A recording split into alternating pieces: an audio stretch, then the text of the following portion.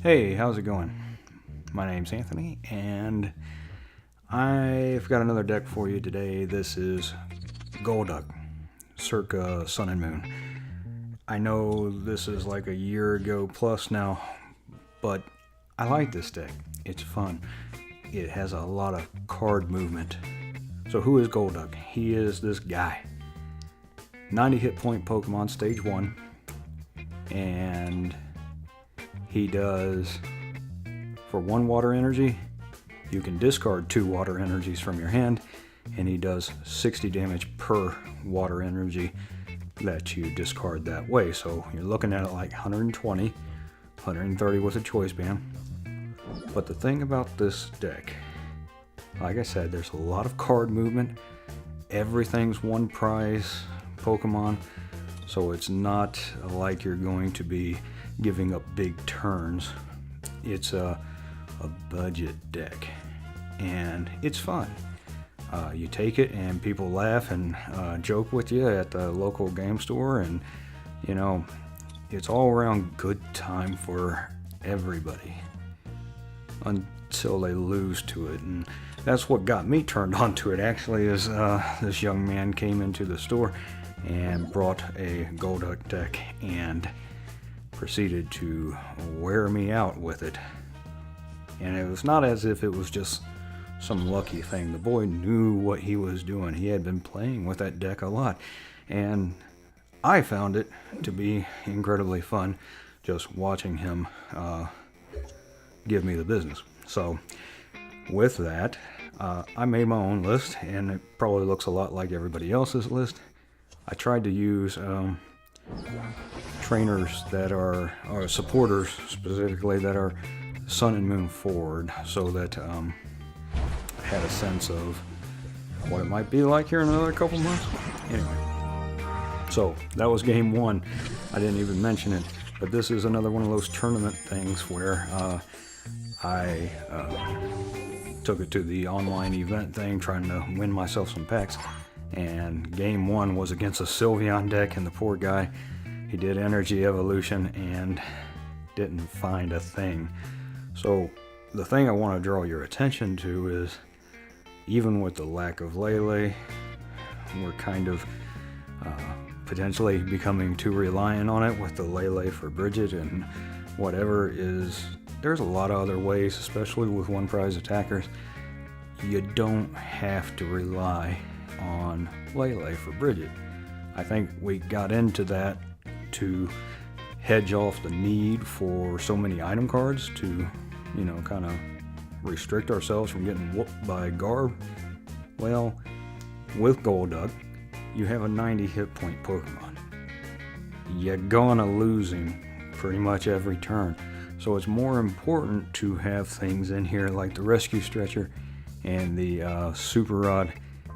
And then as far as getting things going, again, you got to have your Brooklet Hills and your timer balls and that kind of business to make sure you have a flow going.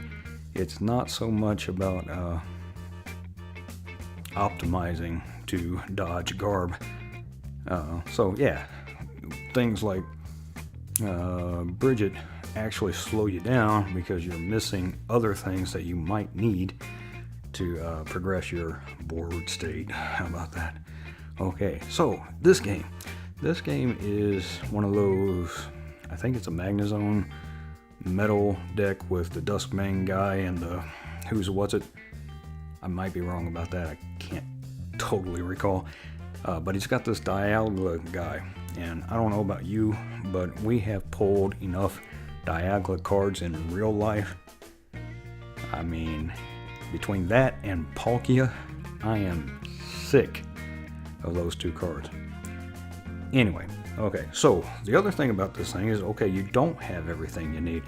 It relies on 3 Pokemon. You got Golduck, you got Octillery to draw cards, and then you got Starmie to regenerate your energy. Starmie from Evolutions, where you can discard a card from your hand and pull 2 energies back. Works perfectly with Golduck because you get to do the double jet for 120 every turn, and that's what we're looking for. So this, I did the 60. Well, you're looking at 2-hit knockouts all the time anyway.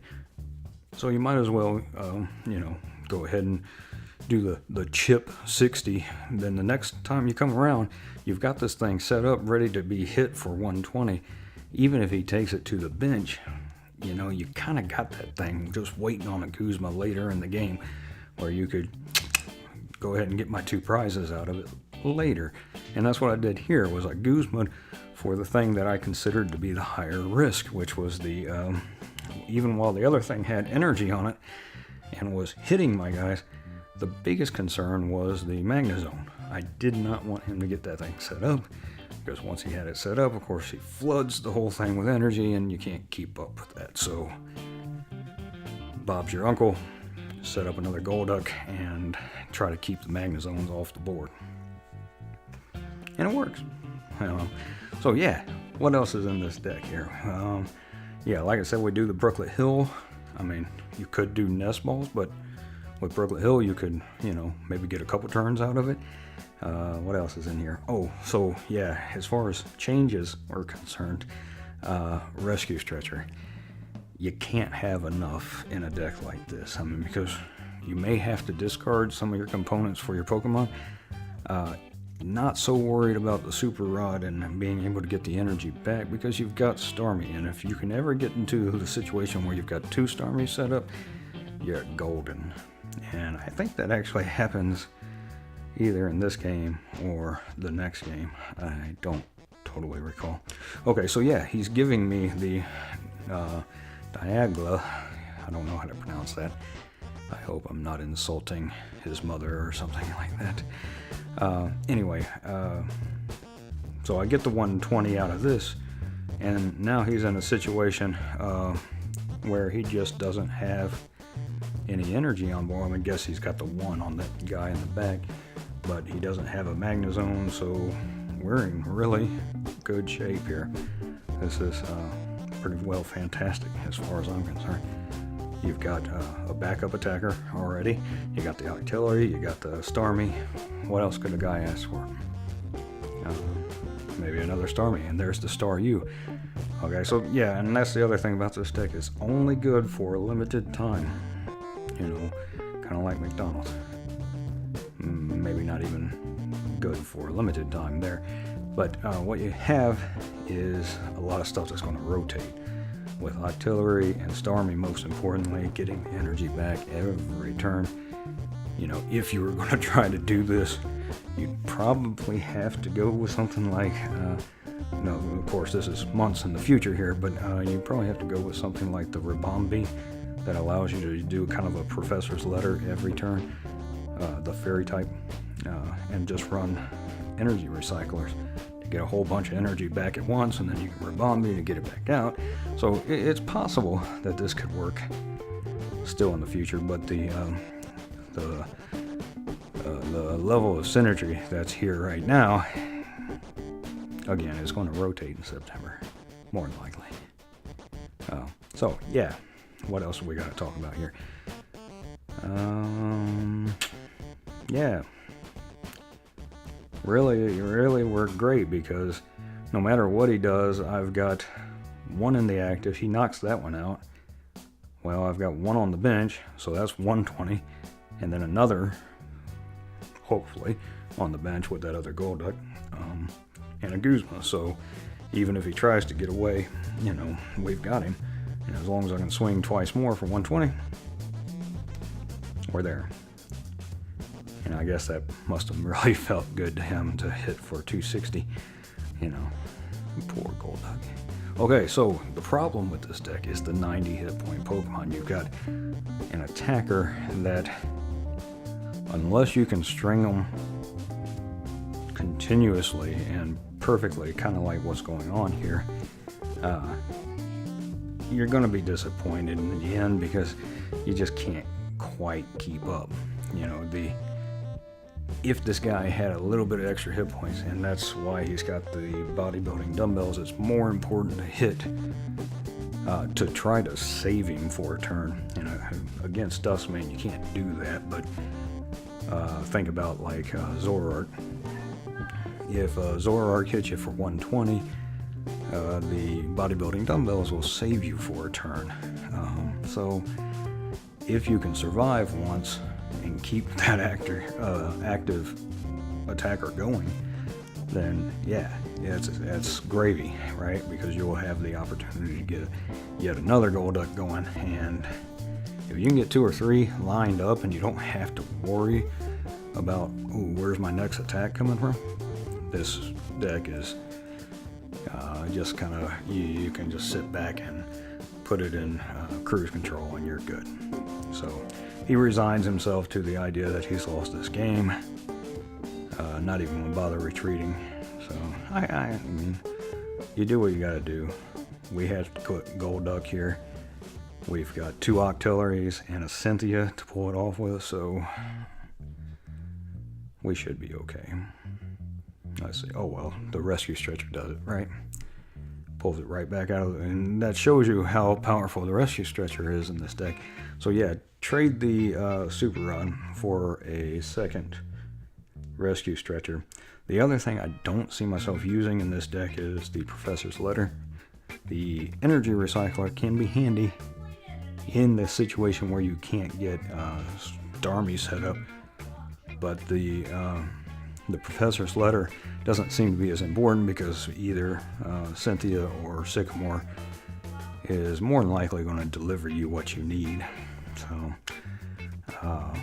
I would probably drop the super rod and go 1 or 2 more rescue stretchers. And so yeah, I totally lost my train of thought. The problem with the deck is the 90 hit point Pokemon.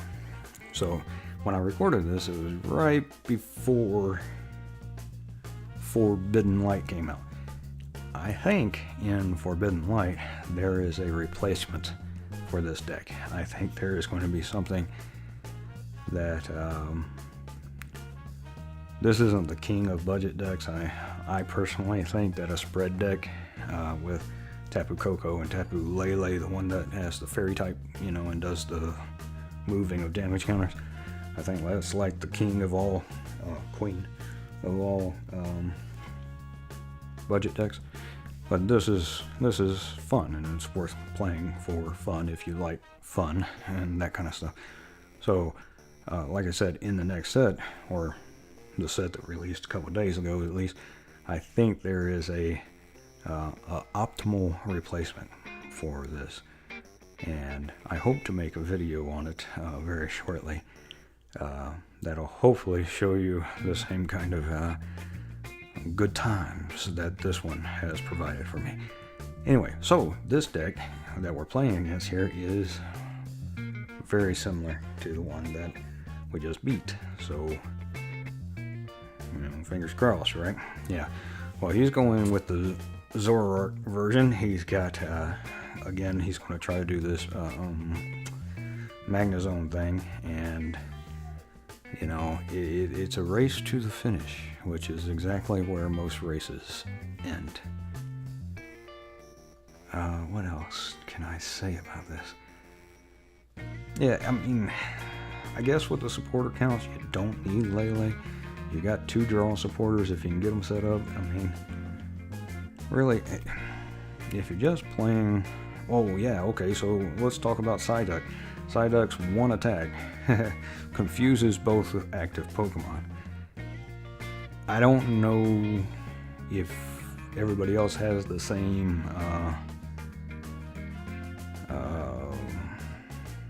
reliability that I have with confusion. It is so rare for me to actually see benefit, and I guess the only benefit is, well, that guy chose not to attack, which probably smart on his behalf. He doesn't know that I don't play the choice bands, so I could have been, just setting him up. If he hit the 30, then, the math would work out choice band, and double jet is 150, but he doesn't know that, so, it's fair game that he would pass on the attack. Anyway, so whenever I find myself playing against somebody that's confused, their Pokemon is confused, that die that they roll, it always seems to go hit. I mean, like 90% of the time, 95% of the time, 98.9% of the time, it goes heads. Rarely do I see a benefit from it, which is funny because another one of my favorite decks is, the Espeon GX that does confusion. And so I guess I've got a lot of experience with my opponents getting the flips that they need when they need them. And I don't know if that's my bad luck or if it's their good luck that's causing that, but either way, it's annoying. So, yeah. Alright, so he chooses to take out my Octillery, which is good enough. I mean, the nuts and bolts of this thing is the Starmie, though. So if he... Oh, I guess he's not even going to swing, which makes sense because his guy would not be able to hit for the needed 90. He's only hitting for 80. It's a really bad number. So, yeah. And I had Guzma in hand, so, we've got this Magnezone gone. Unfortunately, I think he does get it set up at some point, and yeah, you'll see how that goes. Yeah. Let's see. Pal Pad helps you get more Guzmas. Very important. What else? Ilima. Okay. Ilima? Don't know.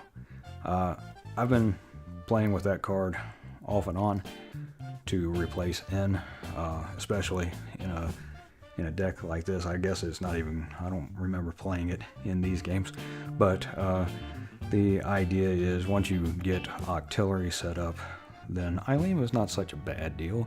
I mean, you got a 50-50 chance of taking your opponent's hand down to 3 cards, and then if you do happen to pull 3 and you've got Octillery, well, you can burn a card or 2 and then, Abyssal Hand for more. So, there's application for it. Whether or not it's a great idea or not, that's another thing altogether, but, yeah, so... Yeah, okay, so I'm disappointed here because I can't get a Guzma out because he's gone and he's benched another Magna whatever over there. And I mean, that's got to be my primary target, even with this other guy having all this energy on me, or on him rather. Oh wait, I do get the Guzma. I must be remembering another game. This is not exactly a professional production, if you know what I mean. Oh, and look, I used the professor's letter that I said I never used. Yeah. Should take notes before I actually commentate these things. But, yeah, I did not. Okay, so, Timeless GX. That's a good GX attack. Sucks that it takes 5 energy to pull it off, but it's pretty good. It's pretty good. Skipping the opponent's turn is painful. I think he gets to pull it off here, maybe. Maybe not. I don't remember. Yeah, he does that so that I can't get after the Magneton, this next Magneton. Oh, look. I'm out of focus. I was supposed to lean back farther. How about that? Alright, yeah. Now you can see all my whiskers. Okie dokie. Alright, so yeah, he's going to skip my turn this time around. And yeah, that's a lot better. See how I like that? Yeah. It's going to look ridiculous. But we'll go with him. Alright, so skips my turn and goes straight into the Magnezone. And I think that's pretty much where this game falls apart for me. It's not as if he just steamrolls me here. I think I get some extra prizes. But the thing is, I just can't keep up with the level of energy attachment that he's able to throw down. Being that his attackers are going to require 2 hits. Yeah, and I think I run out of Guzmas. So maybe that's the thing that you should put in, is the 4th Guzma. Keep the Pal Pad, and that way you could potentially have 6. I don't know, maybe. Yeah, and he even got what's his face set up too. So now he's got free movement between active in bench, which is annoying. So yeah, the previous one where he was running the Dustmane, not the same guy, of course, but you know, it was a better match for me. Yeah, it's unfortunate I lost this one. Gave away the ending. Yeah. Okay, anything else I can say about this? This is a long video. It's hard to talk 30 minutes straight about a deck that really doesn't need that much explanation. Yeah. Lily, love Lily. Like I said, I even in my non-budget decks, I've been running more Lily here recently. I think it's super good. You can open up with a turn 1 Lily. That's fantastic. Okay, so that right there shows you again the power of the rescue stretcher, being able to super rod turn or take 3 back to the deck and then still be able to get yourself a bench Pokemon out. You know, that's nice.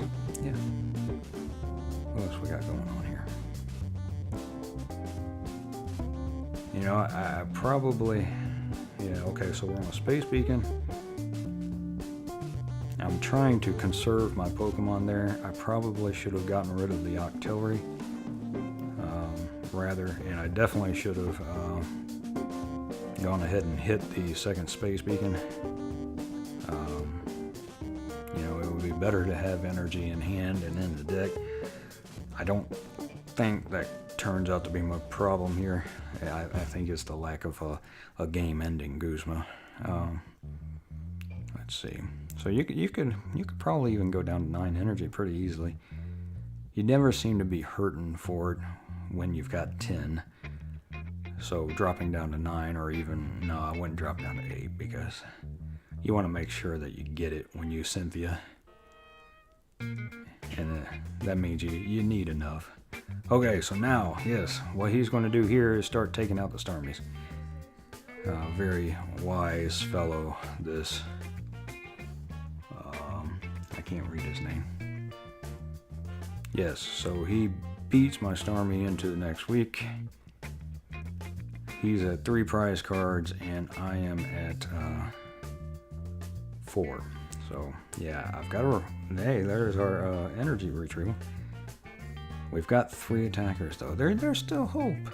Maybe I'm misremembering things, and it'll actually turn out to be okay. Hey, and there's our Guzma. Okay, so yeah, here's the thing. If I've got... You see, I've got the 2 guys on their side of the board there that are already weakened. So, you know, don't hit into the 250. I already told you I don't have choice bands, so it would actually take 3 hits to get rid of 250. So Guzmaing up the guy that I've already laid 1 into is much better play. And now all we have to do is hope to get another Guzma so that we can pull that Dialga back up and get our last prizes. So yeah, it no good.